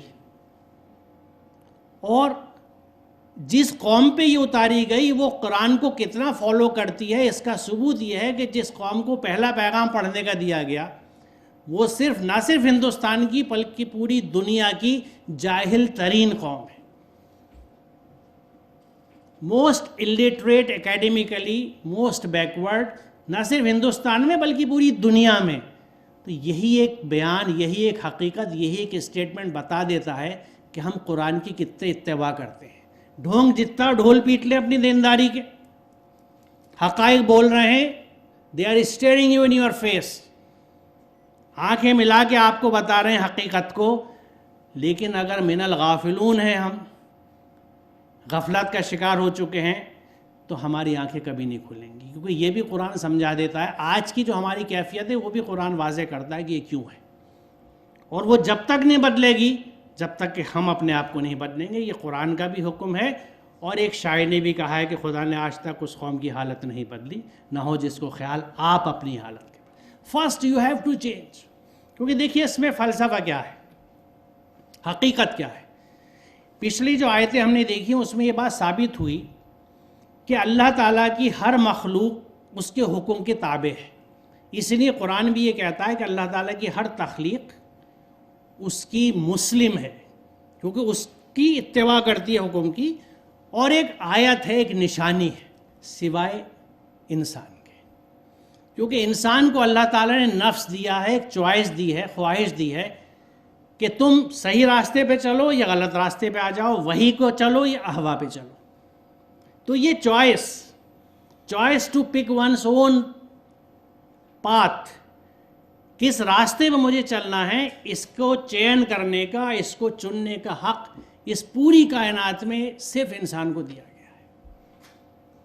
اسی لیے ایک بات میں نے کہی تھی آج سے 2 سال پہلے اس کانفرنس میں, فہیم صاحب تھے یا نہیں, جو بات میں نے یہ اللہ نے کہلوائی تھی کہ پیدائشی مسلمان نہیں ہوتا. کیوں کہ مسلمان پیدا تو انسان کے طور پہ ہوتا ہے نا. انسان کو جب اللہ نے نفس اور خواہش کے ساتھ پیدا کیا تو وہ مسلمان ہے تھوڑی, مسلمان تو بنے گا خواہش کو چھوڑ کے, اہوا کو چھوڑ کے, وہی کے پیچھے جا کے. تو پیدائشی کیسے ہوا؟ پیدائشی ہر تخلیق مسلمان ہوتی ہے الا الانسان. اس نقطے پہ غور کیجیے گا. ہمارا تصور کیا ہے کہ محمد اسلم پرویز چونکہ محمد یوسف کے گھر پیدا ہوئے اس لیے مسلمان ہیں, لیکن ڈاکٹر بلال کے گھر میں پیدا ہونے والا ڈاکٹر اجمل ڈاکٹر لکھ ہی نہیں سکتا جب تک کہ پورا ڈاکٹری کا کورس نہ کر لے. یہ کیا بات ہوئی صاحب؟ یعنی پیدا ہوا دین پہ, مان لیا, لیکن نہ ڈاکٹر پیدا ہوا, نہ بڑھئی پیدا ہوا, نہ لوہار پیدا ہوا, کچھ بھی نہیں پیدا ہوا. وہ تو جو فن سیکھا وہ بنا, تو دین بنا سیکھے مسلمان ہو گیا. جبکہ نفس کے ساتھ پیدا ہوا. خود قرآن اس بات کو کہتا ہے کہ اللہ تعالیٰ نے چوائس دی ہے. تو مسلمان تو بنتا ہے. ہم اس غلط فہمی میں رہتے ہیں کہ مسلمان ہو گئے, کلمہ پڑھ لیا, تو پھر تو جو کہا جاتا ہے نا کہ جس زبان سے کلمہ ادا ہو گیا اس پہ جہنم کی آگ حرام ہے. کیونکہ ایک سوال اکثر یہ بھی اٹھتا ہے, میں تھوڑا سا ٹاپک سے ہٹ رہا ہوں لیکن یہ بڑی اہم چیزیں ہیں جو میں آپ سے ڈسکس کرنا چاہ رہا ہوں, کہ امت محمدی ہے جہنم کی آگ حرام ہے, جس زبان نے کلمہ پڑھ لیا اس پہ جہنم کی آگ حرام ہے. ان چیزوں سے ہم اس بھرم میں آ گئے ہیں کہ ہم بھی امت محمدی ہیں, ہم نے بھی کلمہ پڑھا ہے, جہنم کی آگ ہم پہ حرام ہے. ہم یہ بھول گئے کہ امت محمدی ہونے کا تقاضا کیا ہے اور کیا ہوتا ہے امت محمدی. ہم یہ بھول گئے کہ لا الہ الا اللہ زبان سے کہہ کے یہ عمل میں کس طرح آنا چاہیے, کردار میں کس طرح ڈھلنا چاہیے. لا الہ الا اللہ محمد رسول اللہ کہنے والے کون ہوتے ہیں, ان کا کردار کیا ہوتا ہے. وہ صرف ایک اللہ کے حکم پہ چلنے والے ہوتے ہیں, کمپرومائز نہیں کرتے. یقیناً اگر ہم ایسے ہیں تو جہنم کی آگ حرام ہے. یقیناً اگر ایسی امت ہے یہ تو جہنم کی آگ حرام ہے. اور اگر یہ ایسی ہے تو سورہ فرقان کی 30ویں آیت کیا کہتی ہے کہ وقال الرسول انی ربی قوم اتخذوا ھذا القرآن مہجورا, کہ قیامت کے دن رسول کہیں گے کہ اے میرے پروردگار میری اس قوم نے قرآن کا مذاق اڑایا ہے, نشانہ تضحیک بنایا ہے. دے ریڈیکیولڈ دی بک, اس کو ایسے پکڑا ہوا تھا ایسے چھوڑا ہوا. یہ سب تراجم آپ کو ملیں گے اردو میں. لفظ مہجور, اس کو مہجور کر دیا, یعنی عمل بھی نہیں لائے تھے. بہرحال تو میں عرض یہ کر رہا تھا کہ قرآن کی دوری نے جہاں ہماری ساری چیزوں کی اپروچ بدلی ہے وہاں علم کا تصور بھی بدلا ہے. یہاں میں وضاحت اس چیز کی کرنا چاہتا ہوں کہ ہم نے تعلیم کے زور میں اقرا کی بات کری لیکن دوسرا اہم حصہ اس کا بھول گئے, بِاسْمِ رَبِّكَ الَّذِي خَلَقَ. کوئی علم اللہ کے اسم کے بنا نہیں چل سکتا. چلے گا لیکن وہ فوائد نہیں آئیں گے, کیونکہ جہاں اللہ تعالیٰ کا نام اور اصناف ذہن میں ہوتی ہیں تو وہاں بندگی کا عنصر شامل رہتا ہے, اور پھر ہر علم منافعت کی طرف ہی جاتا ہے, خیر کی طرف ہی جاتا ہے, اصلاح کی طرف ہی جاتا ہے, وہ فساد نہیں پیدا کرتا. اس پہلو کو ذہن میں رکھنا بڑا ضروری ہے. اس وجہ سے میں نے اس آیت کو چنا تھا, اور اسی لیے آپ کو بھی قرآن سمجھا کے پڑھایا جا رہا ہے کہ آپ علم تو حاصل کر رہے ہیں, ساتھ میں اللہ کے حکم کو شامل کر لیں گے تو آپ کو ہدایت مل جائے گی, زندگی کا راستہ کلیئر ہو جائے گا کہ مجھے زندگی میں کرنا کیا ہے. میں چاہے سائنس پڑھوں یا کامرس پڑھوں یا ہیومینٹیز پڑھوں, مجھے اس کو پڑھ کے کرنا کیا ہے, میری زندگی کا مقصد کیا ہے. کیا میری زندگی کا مقصد نہیں ہے میری زندگی کیا ایک جانور کی زندگی ہے. جانور کی زندگی کیا ہوتی ہے, ایک جانور کا بچہ پیدا ہوتا ہے, بڑا ہوتا ہے, جوان ہوتا ہے, کھاتا پیتا ہے, اولاد پیدا کرتا ہے, بوڑھا ہوتا ہے, مر جاتا ہے. یہی اگر میری زندگی کا بھی سائیکل ہے تو میری زندگی حیوانی زندگی ہے, جس میں ایک شاعر نے بڑی اچھی بات کہی تھی کہ درد دل کے واسطے پیدا کیا انسان کو, ورنہ طاعت کے لیے کچھ کم نہ تھے کروبیاں. تو یہ درد دل سیکھا یا غافلون میں سے رہے جو یہ بات کہی تھی کہ یہ سوچتے سمجھتے نہیں ہیں, یہ جانور ہیں, کیونکہ جانور بھی کبھی کبھی کچھ دیکھ لیتا ہے, یہ اس سے بھی گئے گزرے ہیں. اقرا کے بعد اب اگلی آیت جو ہمیں بتاتی ہے کہ بلا شبہ رات اور دن کی یکے بعد دیگر آنے میں, اور اللہ تعالیٰ نے جو کچھ آسمانوں اور زمین میں پیدا کیا ان سب میں آیات ہیں, جو میں آپ سے ابھی عرض کر رہا تھا. اللہ تعالیٰ کی ہر تخلیق اپنی جگہ ایک آیت ہے. ان لوگوں کے لیے جو اللہ کا تقوی یعنی اس کے قوانین کی حفاظت و اتباع اور اس کے عذاب سے بچنے کی راہ اختیار کرتے ہیں. یہاں تقوی کی وضاحت کر دی تھوڑی سی کہ جو حکم ہے وہ کرنا ہے, جس سے منع کیا ہے وہ نہیں کرنا. تو جو لوگ متقین ہیں ان کے لیے اللہ کی ہر تخلیق میں اس کی ایک آیت ہے. آیت کسے کہتے ہیں کہ جو اللہ تعالیٰ کی ایک نشانی کے طور پہ آپ دیکھیں کہ اس کو تخلیق کو دیکھ کے اس میں خالق کا جلوہ نظر آئے, جس کو ہمارے ہندو بھائی کہتے ہیں کڑ کڑ میں بھگوان. بہت سچی بات ہے, کڑ کڑ میں بھگوان. قرآن کی آیت بھی بتاتی ہے ہر تخلیق میں اللہ کا جلوہ موجود ہے. اور یہ بہت اہم نقطہ ہے جس کی میں وضاحت یہاں کرنا چاہوں گا. اب دیکھیے آپ, یہ ایک آیت ہے, کیا وہ لوگ جنہوں نے انکار کر دیا ہے غور نہیں کرتے کہ سب آسمان اور زمین باہم ملے ہوئے تھے, پھر ہم نے انہیں جدا کیا اور پانی سے ہر زندہ چیز پیدا کی, تو کیا پھر بھی تم ایمان نہیں لاتے؟ اور ہم نے زمین میں پہاڑ جما دیے تاکہ وہ انہیں لے کے ڈھلک نہ جائے, اور اس میں کشادہ راہیں بنا دی شاید کہ لوگ اپنا راستہ معلوم کر لیں, اور ہم نے آسمان کو ایک محفوظ چھت بنا دیا, مگر یہ ہیں کہ کائنات کی آیات کی طرف توجہ ہی نہیں کرتے. غور فرمائیے, اس میں ایک ایک آیت جو ہے یہ اپنے ایک دائرے کا احاطہ کرتی ہے. زمین اور آسمان باہم ملے ہوئے تھے. یہ پورے اوریجن آف یونیورس کی بات ہے کہ یہ الگ الگ ہوئے. اس سے پورے پلینٹس, کیونکہ اگر آپ life cycle of a star پڑھیں, آپ سب لوگ نیٹ سیوی ہیں, نیٹ استعمال کرتے ہیں, life cycle of a star type کیجیے اور دیکھیے گوگل کیا کھول کے دیتا ہے آپ کو. ستارے کی پوری ایک زندگی ہے, اور یہ سورج بھی ایک ستارہ ہے, یہ بھی اپنی زندگی پوری کرے گا. پانی سے ہر زندہ چیز پیدا کری. میں نے بطور ٹیچر اوریجن آف لائف میرا بہت پسندیدہ موضوع تھا اور میں نے برسوں پڑھایا ہے, اور یہ حقیقت ہے کہ اتنی خوبصورت نظم ہے وہ, کہ جس طرح سے پانی سے اللہ تعالیٰ نے زندگی کی شروعات کری ہے. یعنی عش کرنے کو جی چاہتا اللہ تعالیٰ. کیونکہ دیکھیے یہ کیفیت میری کیوں آ رہی ہے, کیونکہ میں نے علم حاصل کیا, سائنس پڑھا, لیکن اللہ کی ہدایت کے ساتھ پڑھا. اس کی آیات میرے ذہن میں تھی, میں سمجھ رہا تھا, تو گویا مجھے ہر چیز میں اللہ تعالیٰ کا جلوہ نظر آ رہا تھا. یعنی اسے میں اس طرح کہتا ہوں کہ میں ہر تخلیق سے خالق کو پہچان رہا تھا. تو اس رخ سے میں سمجھتا ہوں کہ یہ سائنس, یہ علم جو ہے, یہ آج کے زمانے میں معرفت الہی کا ایک بہت اہم ذریعہ ہے. آپ اللہ کو پہچان سکتے ہیں. You can appreciate the creator by appreciating the creation. Creation کے ذریعے کریٹر کو پہچاننے کا ایک راستہ ہے, بشرطے کہ اس رخ سے آپ پڑھیں, اس رخ سے آپ کو پڑھایا جائے. تو اس میں ان تمام علوم کا ذکر ہے جس کو بظاہر ہم سائنس یا دنیاوی علوم کہہ کے بدقسمتی سے بانٹ دیتے ہیں. ہم نے پہاڑوں کو جما دیا, بیلنسنگ کی بات, یہ جیولوجی پوری آپ کی آ گئی, اور یہ جو کہا آسمان کو ایک محفوظ چھت بنا دیا. آج ہم جانتے ہیں ایٹماسفیئر کی اہمیت, اوزون پرت کی اہمیت عام بات ہو چکی ہے. یہ محفوظ چھت اب سمجھ میں آ رہی ہے, کیونکہ قرآن کی بہت سی چیزیں ہماری سمجھ میں نہیں آئیں گی, ہلکے ہلکے آئیں گی. حامیم سجدہ آیت نمبر 53 دیکھ لیجئے.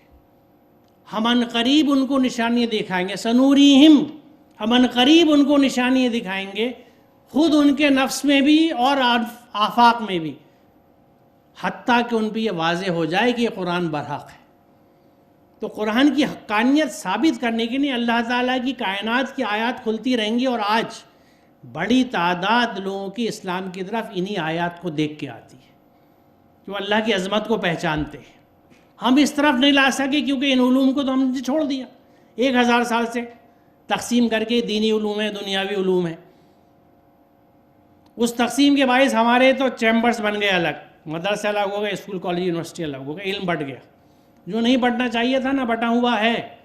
تو یہاں آپ دیکھیے کہ کن علوم کی طرف اشارہ ہے, وہی کائناتی علوم جو اللہ تعالیٰ کے قوانین کو پڑھا رہے ہیں, بتا رہے ہیں. اور بلکہ یہاں دیکھیے اساتذہ بیٹھے ہوئے ہیں, ہمارے عربی داں بیٹھے ہوئے ہیں. میں آپ سے یہ پوچھتا ہوں کہ دین کے مفہوم میں قانون کا مفہوم شامل ہے؟ سب جانتے ہیں. آپ جان کے, یعنی چاہیں لسان العرب دیکھ لیجئے, راغب کو دیکھ لیجئے, محیط پڑھ لیجئے, اور قرآن میں دیکھ لیجئے, قانون کے طور پہ استعمال ہوا ہے. تو دین کے مفہوم میں اگر قانون کا مفہوم شامل ہے, تو اس پوری کائنات میں جو اللہ کے قوانین کام کرتے ہیں ان کو پڑھنا, ان کے علم حاصل کرنا کیسے دین سے باہر ہو گیا؟ نہیں ہو سکتا. اللہ کے قوانین ان کا مطالعہ ہے. صرف یہ ہے کہ جذبہ اور نیت صاف ہو, اور اسم رب ساتھ ہو. بھی اسم ربک الذی خلق, اسم اللہ اگر ساتھ ہے تو آپ کی فزکس پڑھنا, کیمسٹری پڑھنا, بایولوجی پڑھنا عبادت کا ایک حصہ ہے, کیونکہ آپ اللہ تعالیٰ کی تخلیقات پہ مطالعہ کر رہے ہیں, اس کی آیات کا مطالعہ کر رہے ہیں. قرآنی آیات بھی ہیں, کائناتی آیات بھی ہیں, خود قرآن کہہ رہا ہے. تو جب قرآنی آیات کو پڑھنا ثواب ہو سکتا ہے, تو کائناتی آیات کا مطالعہ کرنا, تحقیق کرنا, تفکر کرنا, تدبر کرنا کیوں نہیں عبادت ہوگا؟ اس رخ سے شاید اگر ہم 1000 سال پڑھاتے تو نہ آج مسلمان جاہل ہوتے, نہ ہماری ٹمبکٹو جیسی یونیورسٹیاں بند ہوتی. ٹمبکٹو ایک مزاحیہ لفظ بن گیا, اور انسائکلوپیڈیا میں ڈھونڈ لیجئے کہ اپنے وقت کی کتنی عظیم و شان یونیورسٹی ٹمبکٹو میں ہوا کرتی تھی. اس دور میں جب ہم قرآن پہ عمل کرتے تھے اور سمجھتے تھے, تو چاہے وہ بغداد ہو, چاہے وہ غرناطہ ہو, چاہے وہ مصر ہو یا افریقہ کا ٹمبکٹو ہو, ہماری درسگاہیں ایسی ہوتی تھیں کہ جیسے آج ہم اپنے بھائیوں کی درسگاہوں میں جاتے ہیں, غیر مسلم بھائی جوق در جوق ہماری یونیورسٹی میں پڑھنے آتے تھے. اور یہ بات مسلمانوں کی لکھی ہوئی نہیں ہے، ہسٹری آف سائنس آپ دیکھ لیجئے. جارج سارٹن ایک کرسچن ہے، جلیسپی ہے، سب کرسچنس ہیں. انہوں نے جو تاریخ سائنس کی لکھی ہے یہ پورے 1000 سال کے عرصے کو، کہ جب یورپ اندھیرے میں تھا اسلامی ممالک میں علم کی روشنی تھی. بیشتر سائنسی، طب کی، فزکس کی، ابھی دیکھیے پچھلے سال کتنے لوگوں کو معلوم ہے کہ 2015 یونیسکو نے ڈکلیئر کیا international air of the light, اور ابن الہیثم کو سیلیبریٹ کیا. انہوں نے اس کو جگہ دی، مقام دیا کہ ابن الہیثم نے روشنی کے وہ قوانین، بلکہ یہ کریکٹ کیا گیا ریکارڈ میں کہ پہلا پن ہول کیمرہ ابن الہیثم نے بنایا تھا. تو بدقسمتی سے ہماری میراث بھی دوسرے لوگ ڈھونڈ رہے ہیں. اور میں یہاں بھی اپنے فارسی اور عربی کے شعبے کے ٹیچر سے گزارش کر رہا ہوں کہ اللہ کے واسطے عربی اور فارسی میں بے حد مخطوطات ہیں جو اس زمانے کے طب اور سائنس سے متعلق ہیں، ان پہ تحقیق کیوں نہیں کرتے؟ وہی گھسے پٹے ٹاپک عربی اور فارسی کی تحقیق ہے جس میں مواد چاروں طرف سے تیار مل جاتا ہے، تھیسس بڑی جلدی بن جاتی ہے. اوریجنل کام کے لیے محنت کی ضرورت ہے. ایک ٹیچر عربی کی بیٹھی ہے، غلط تو نہیں کہہ رہا؟ درخواست کر رہا ہوں، بلکہ کل ایک وائوا کے لیے دہلی یونیورسٹی سے پروفیسر چندر شیکھر رائے فارسی کے، میں نے ان سے کہا میری طرف سے سفارش کیجیے ڈپارٹمنٹ کو تھوڑا اکسائیے، موٹیویٹ کیجیے کہ کچھ علمی موضوعات لے لیں. اتنا میراث ہماری پڑی ہوئی ہے فارسی میں اور عربی میں، اس کو غیر مسلم ڈسکور کر کے لا رہے ہیں. ہم اپنا یہ حق تو ادا کر دیں. آج نہیں کر رہے تو پچھلوں کو تو یاد کر لیں. تو میری کوشش ہے اور اسی جذبے سے یہاں آیا ہوں، اور شاید اللہ قبول کر لے اور میں اپنے بھائیوں کو اور بہنوں کو موٹیویٹ کر سکوں کہ واپس آؤ اس راستے کی طرف.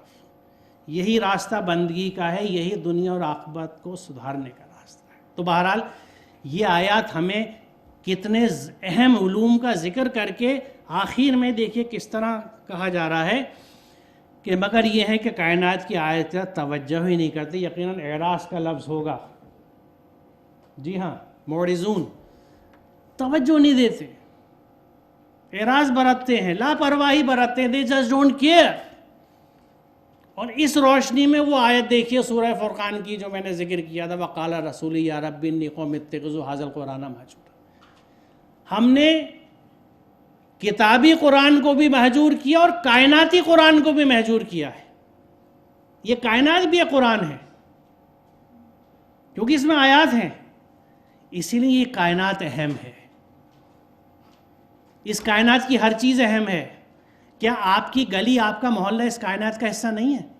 بولیے ہے یا نہیں ہے؟ ہاسٹل کا دروازہ، ہاسٹل کا پچھواڑا اس کا حصہ ہے یا نہیں ہے؟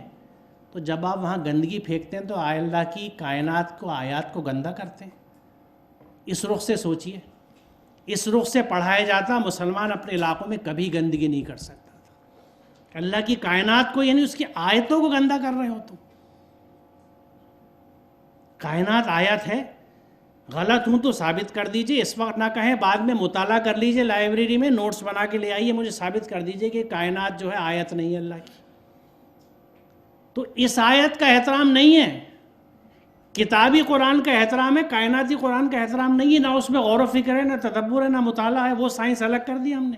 کیوں کر دی؟ کیوں کر دی؟ جب جاگو جب سویرا ہے، ماتم کی گنجائش ہمارے ہے نہیں، پشچاتاپ ہے نہیں، لگ جائیے.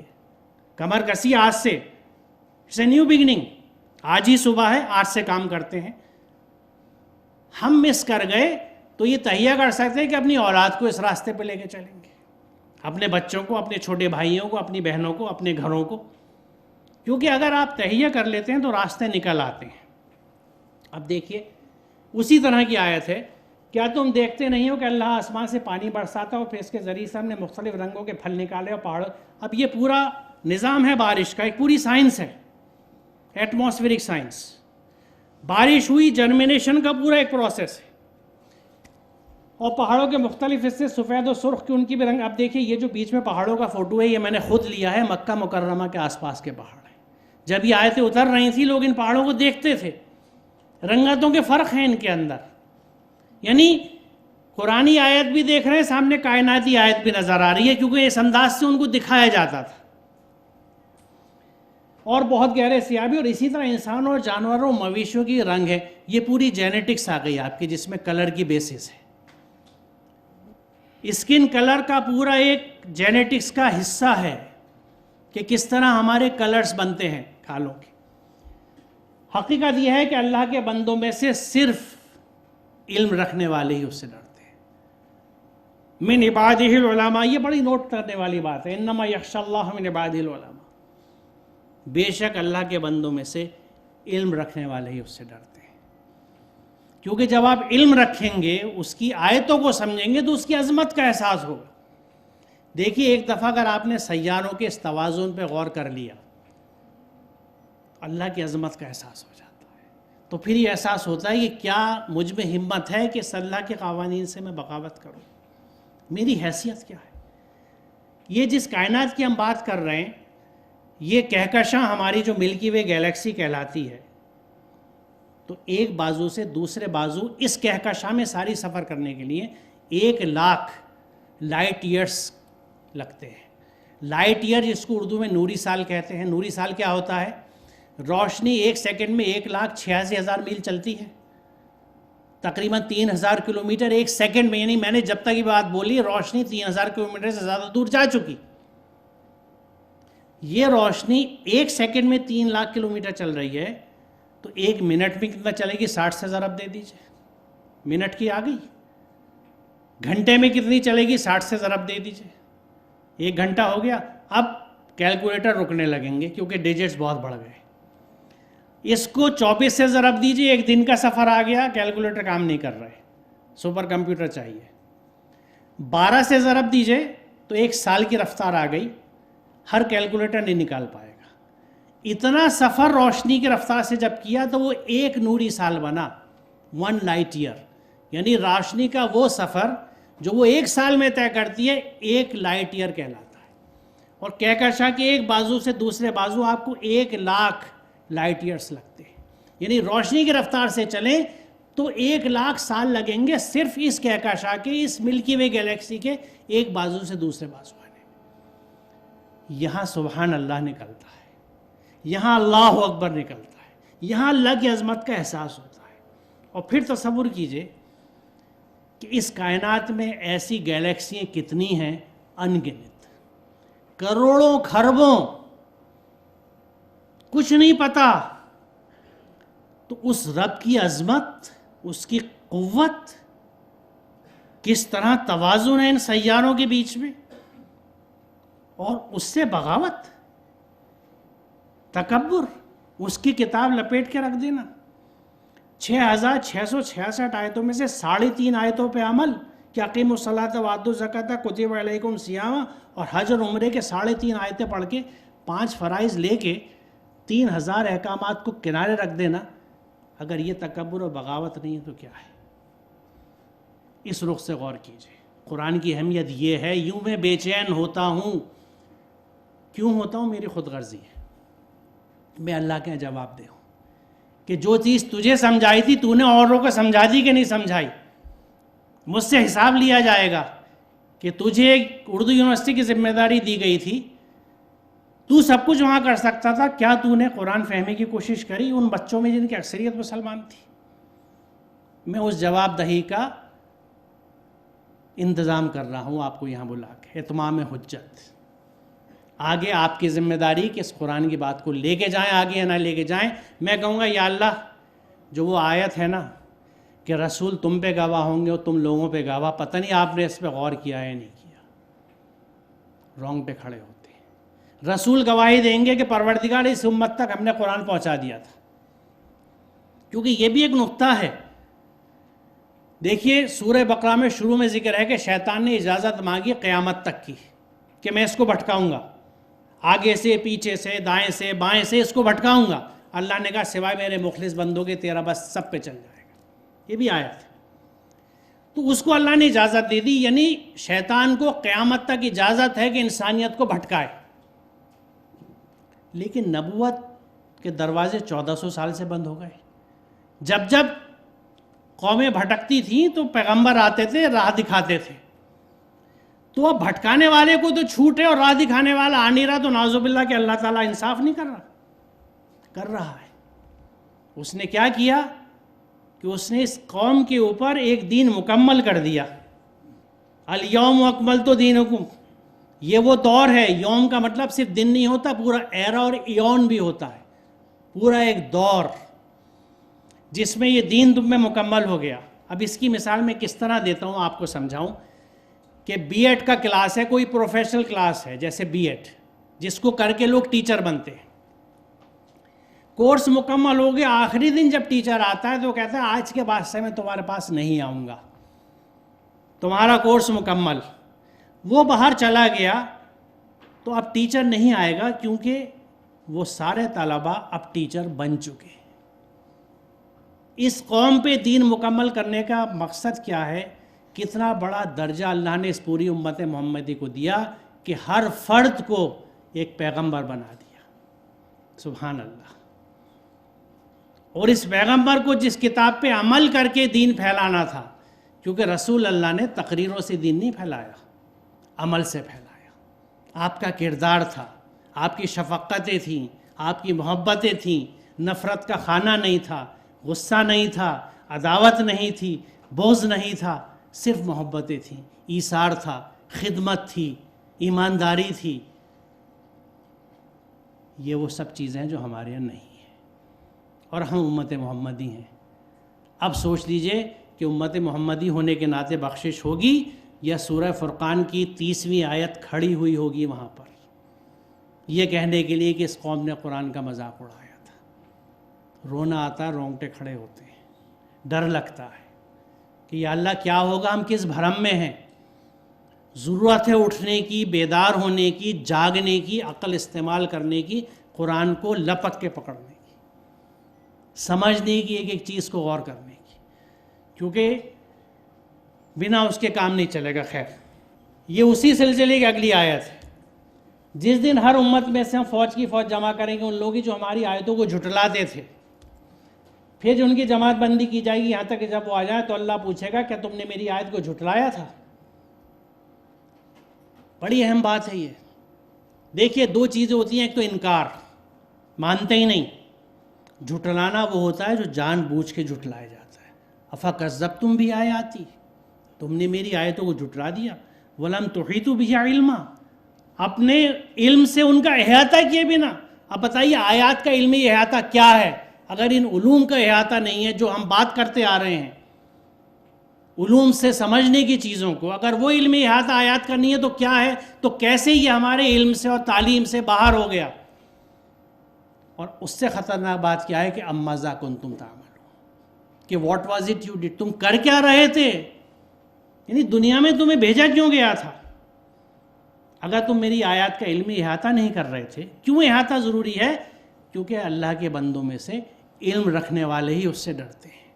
جب علمی احاطہ کریں گے، تخلیق سمجھ میں آئے گی تو خالق کی عظمت سمجھ میں آئے گی، آپ خود متقی بنیں گے، اس کے غلام بنیں گے. غلام بنیں گے تو حق بندگی کا ادا ہوگا، مسلمان ہوں گے. پھر جو میری طرف کوئی ہدایت تمہارے پاس پہنچے تو جو لوگ میری اس ہدایت کی پیروی یعنی اتباع کریں گے، ان کے لیے کسی خوف اور رنج کا موقع نہ ہوگا.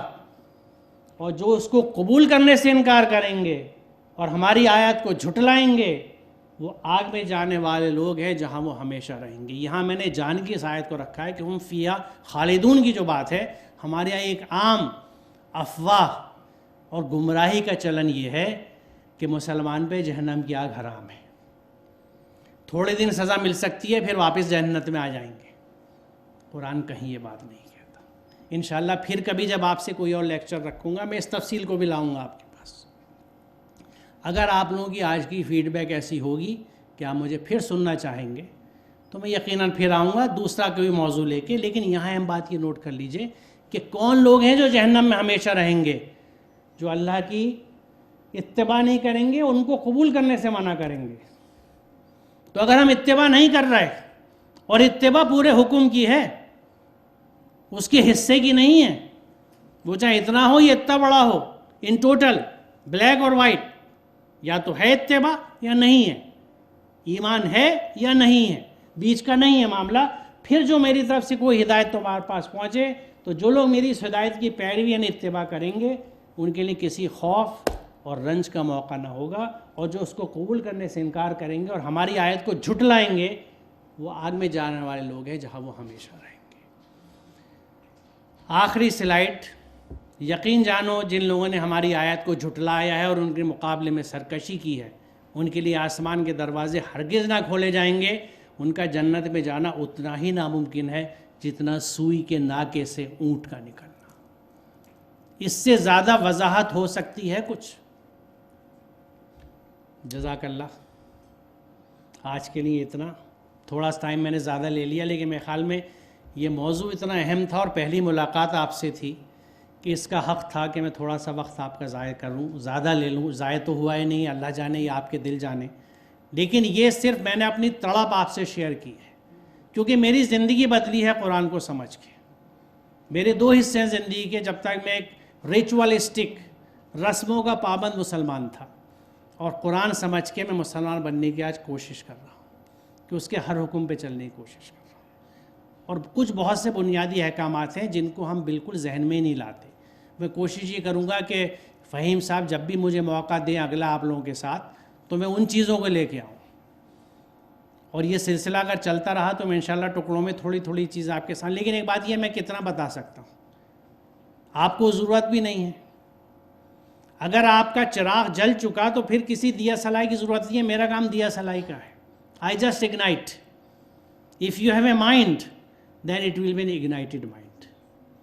میرا کام صرف آپ کو تحریک دینا ہے، کوشش آپ کی ہوگی، کیونکہ یہ بھی میں آپ کو بتا دوں اگر آپ کی کوشش نہیں ہوگی تو پھر کوئی آپ کو نہیں سمجھا سکتا، کیونکہ یہ کوشش کرنا تو انسان ہی کا کام ہے، جب ہی اللہ بھی ہدایت دیتا ہے۔ جب ہم اس کی طرف پڑھیں گے، ہدایت مانگیں گے تو ہدایت ملے گی، اسے اپنے آپ ہدایت دینی ہوتی تو پھر وہ نفس کے ساتھ ہمیں پیدا ہی نہ کرتا، وہ تو تخلیق کے نظامی کے خلاف بات چلی جاتی۔ تو یہ کہ اللہ ہمیں ہدایت دے دے، ارے وہ رکھی ہدایت لپٹی ہوئی جزدان میں، ھذا صراطی مستقیمہ، اس کی طرف جاؤ۔ کیا ہدایت مانگ رہے ہو؟ ہدایت تو رکھی ہوئی ہے، پڑھو، سمجھو، عمل کرو۔ بہرحال بہت شکریہ آپ کا۔